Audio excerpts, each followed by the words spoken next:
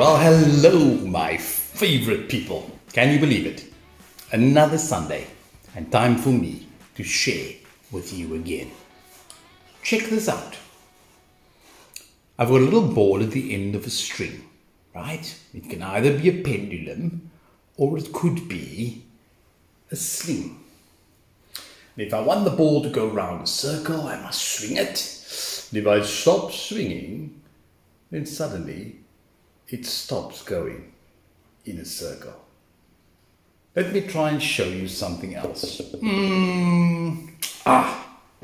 Check this out.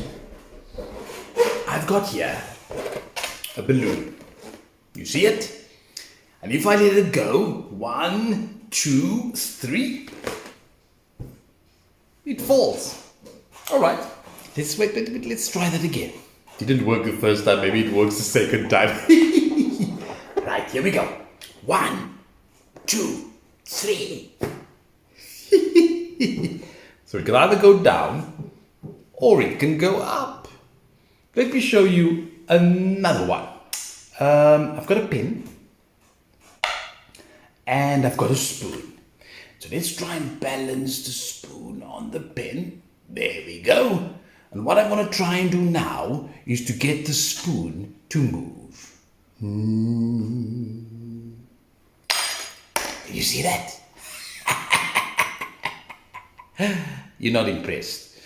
Okay, let's try one last one. Same pen. This time, instead of a spoon, I'm going to take a straw that's still wrapped in paper. Right, so let's see if we can balance this on top. There we go. And then I've got a ruler. And if I bring the ruler closer, you can see that nothing happens. All right? But what will happen if I take this ruler and I rub it under my arm? Abracadabra, zimsalabim.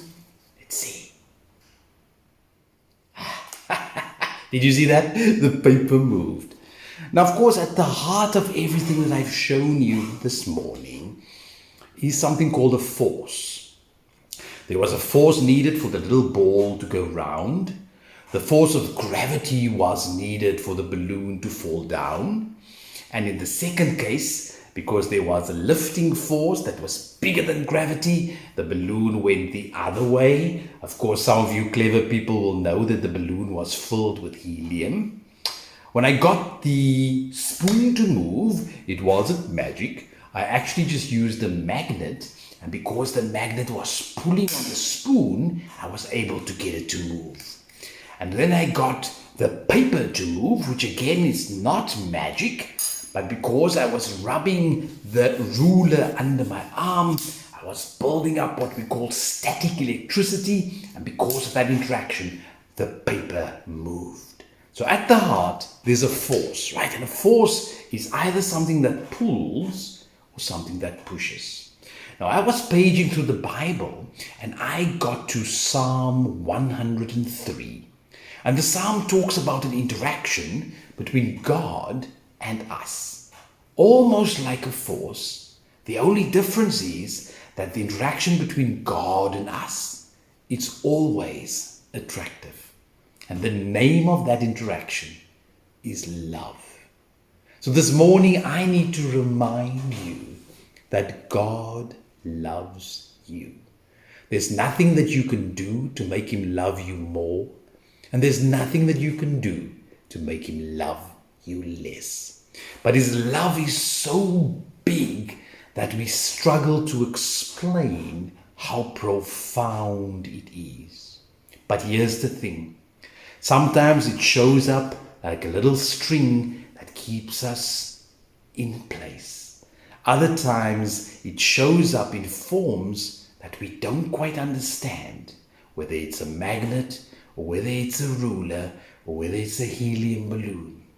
But the one thing that we can be sure of is that God loves us.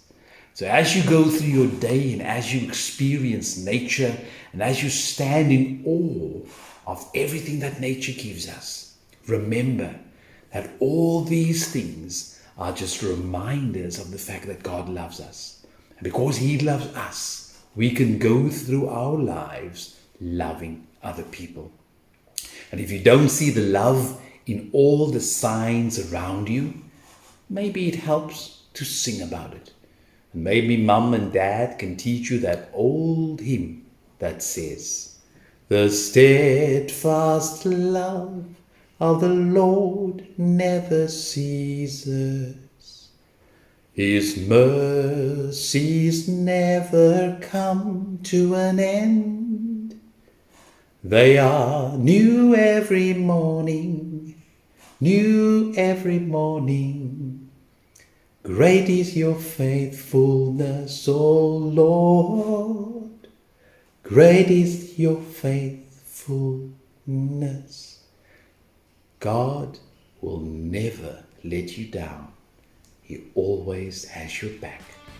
So enjoy the last term, study hard, and then you can enjoy a fantastic holiday.